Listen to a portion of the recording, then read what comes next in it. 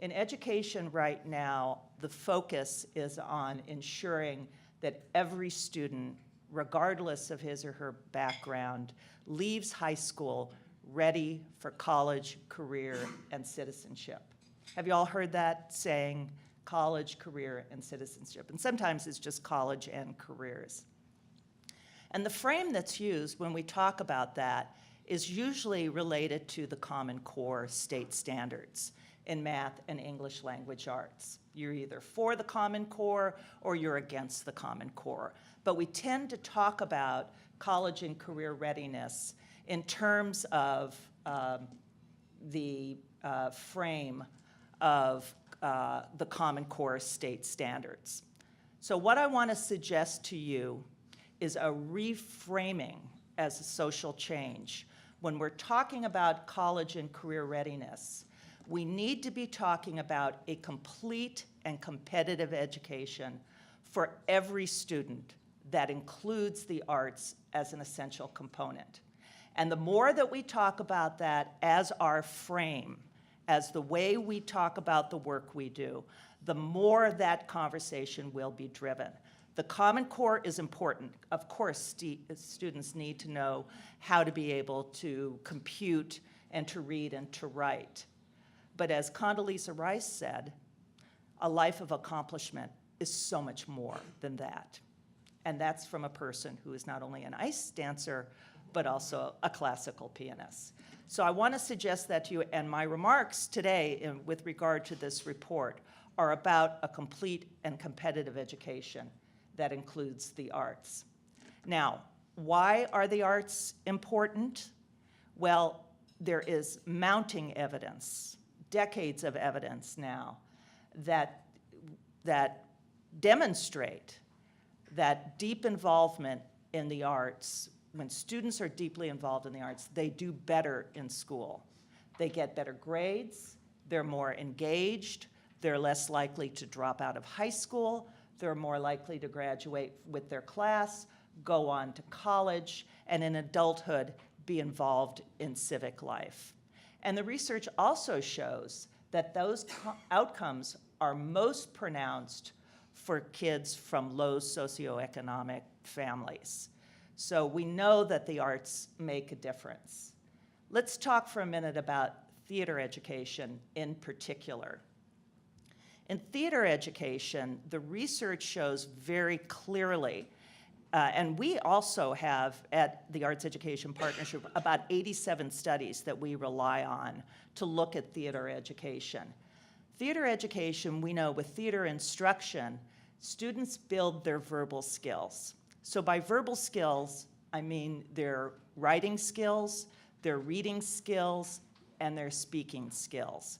Very fundamental, even for language acquisition for our youngest students. Theater education also helps develop creative capacity in students and problem-solving skills, obviously very important skills for the 21st century, for kids to be successful in our ever-changing world. And it develops their imagination, which isn't hard to imagine through theater. And then theater education also is instrumental in developing social and emotional skills. So self-reliance, self-confidence, what we call student agency. And by student agency, I mean taking responsibility for your own learning, which is critically important for lifelong learning and lifelong development of skills. So we know that theater education makes a difference in the lives of kids. So what's the status of theater education in our public elementary and secondary schools today? 4%. 4%, that's 1 in 25 schools, elementary schools, offer any kind of instruction in theater education. Very few schools that offer theater education have theater specialists on their staff, and few have facilities. Now let's compare that to other art forms. In music, it is 94% of elementary schools offer music instruction. In visual arts, it's 83%. In theater, it's 4%. And that's down from 20% a decade ago. Now, the data for this comes from the US Department of Education. It's based on the 2009-2010 school year. It is self-reported data, so one could suggest that maybe this is even an overestimate of the true picture. But it's dramatic enough to realize that there is a huge need, despite the fact that we know that instruction in theater, the opportunity to perform and learn through theater, makes a big difference for kids. In high school, it's not a whole lot better. In high school, it's a little over half, I believe, of high schools that offer a little over half of high schools that offer theater programs in their schools. Now, the numbers are much worse for high poverty schools. So this is despite the fact that we know that for our lowest income students, the students who can benefit the most actually receive the least. It's important to look at the lack of access to theater education in the context of a larger opportunity gap that are for our highest poverty schools. Now, who are the kids that attend our highest poverty schools? Those are the kids that come from the low-income families. They tend to be kids of color, kids with special needs, and kids that are English language learners. The kids that need the resources the most are the kids that attend our highest poverty schools. And so we need to focus not just on making sure that kids have access to theater programs, but also if we're going to close the achievement gap, then we also need to focus on closing the opportunity gap. Kids who attend high poverty schools have the least access to a rich and varied curriculum, a well-balanced curriculum. They have the least access to the most experienced and effective teachers. And they have the least access to educational technology and other resources that make a difference in terms of closing the achievement gap. So theater education is a symptom of this larger opportunity gap, but it's also part of the solution. And that's what the Impact Creativity Initiative is all about. It has focused on addressing some of the greatest challenges that our public schools face and trying to fill that need, particularly with the schools that need it the most. So as we at the Arts Education Partnership looked across the 19 programs that were funded under this initiative, several themes were apparent that run across them. And they were, in fact, the goals of this initiative. One was to expand access to learning opportunities through theater, to make sure that kids received a well-balanced education and had access to theater techniques and theater performances. Second goal was to develop students' essential skills, particularly the kinds of skills and abilities they need to be successful in the 21st century workforce. And third, the program was designed to help support schools and communities.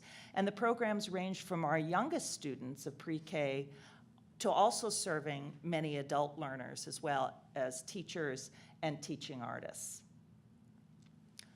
Overall, the program reached, through the 19 theaters, 400 schools, 450 teachers, and upwards of 136,000 students.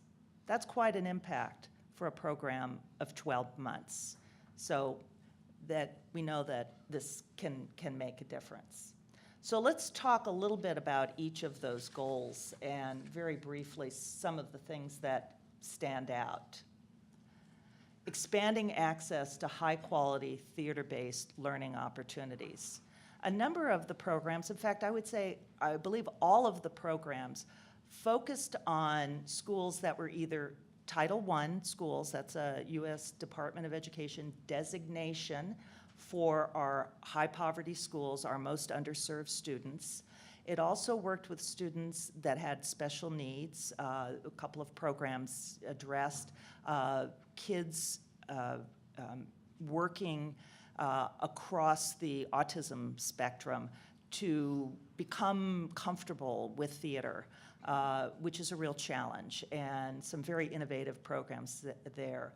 In addition to working with incarcerated youth, which I think was a huge challenge for the Manhattan Theater Club. If you think about the way the juvenile justice system works, in which kids may be there 3 days or 3 months, the program had to adapt its curriculum in order to meet the needs of the incarcerated youth. So it targeted the absolute right population to help kids find themselves and express their own inner feelings, whether it was writing plays that they could later perform or addressing issues such as bullying and other social needs. About 1 in 5 kids, according to the Centers for Disease Control, is bullied.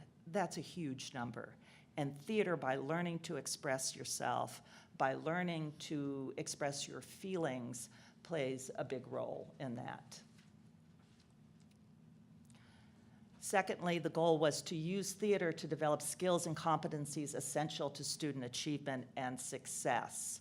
So the Center Theater Group worked with kids to combine social studies, history, literacy with theater education, the ability to use monologues to express themselves through residencies and other means.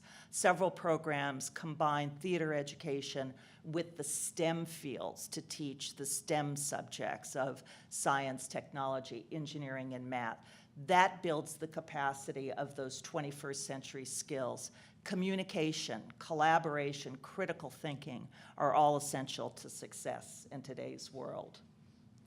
And third, the program focused on supporting schools and strengthening education through theater.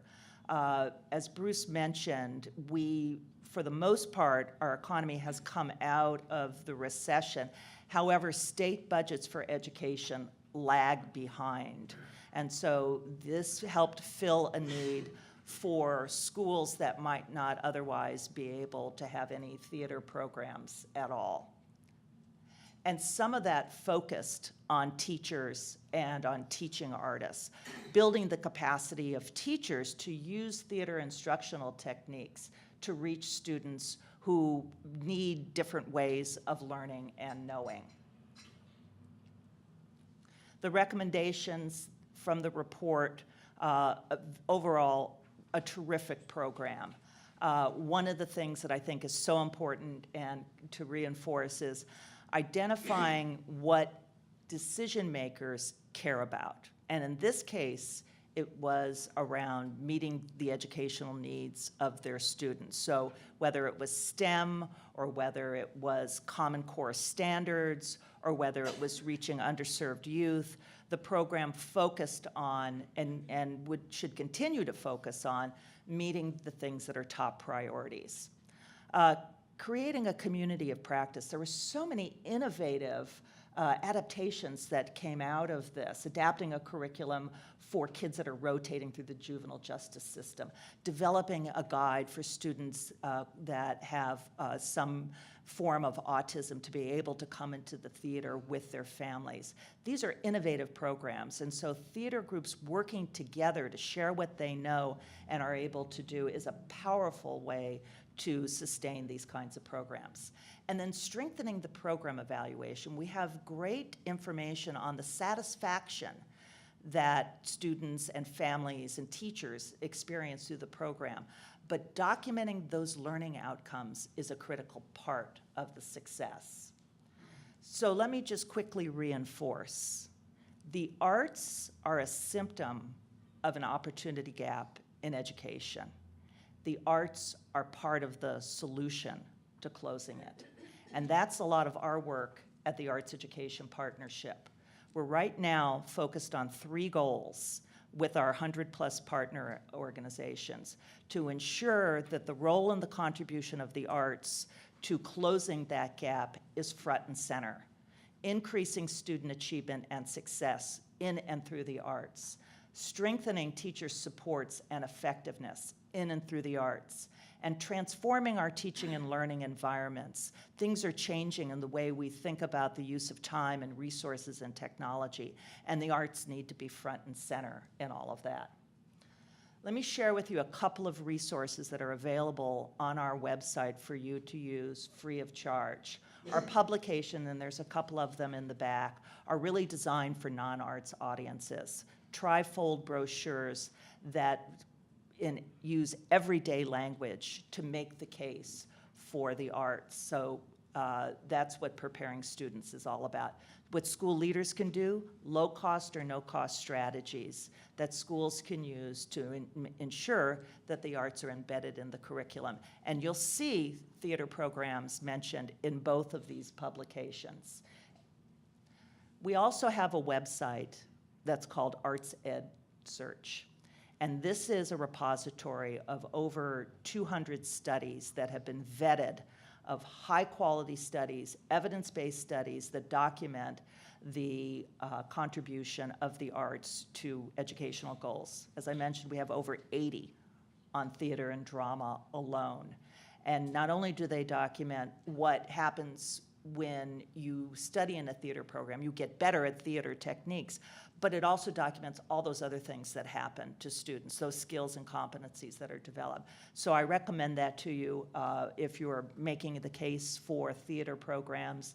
You want to use good research, not to overstate the case or understate the case. And lastly, ArtScan, which is a resource on 50 state policies for arts education. And that publication is in the back as well. But it's a searchable database. You can look up your state. You can see what the law says in terms of instruction in the arts for students at elementary and secondary schools, and use that to start a conversation in your community about what is really being delivered. I just want to close with a quote. This is taken from the Center Theater Group, from one of the students that participated in an in-school residency, using in the development of, I believe it's literacy skills. My song is my way of lifestyle. It isn't what I have done, but it's really about who I am and my inner voice. My song is my life story and my existence. From me as a child to me growing up to the person I am today. The song is my personality and my voice put down for other people to see. A song is meant to be heard, not kept away from other people. I think that's pretty powerful, and I think that says it all. So thank you, and I'm looking forward to our conversation.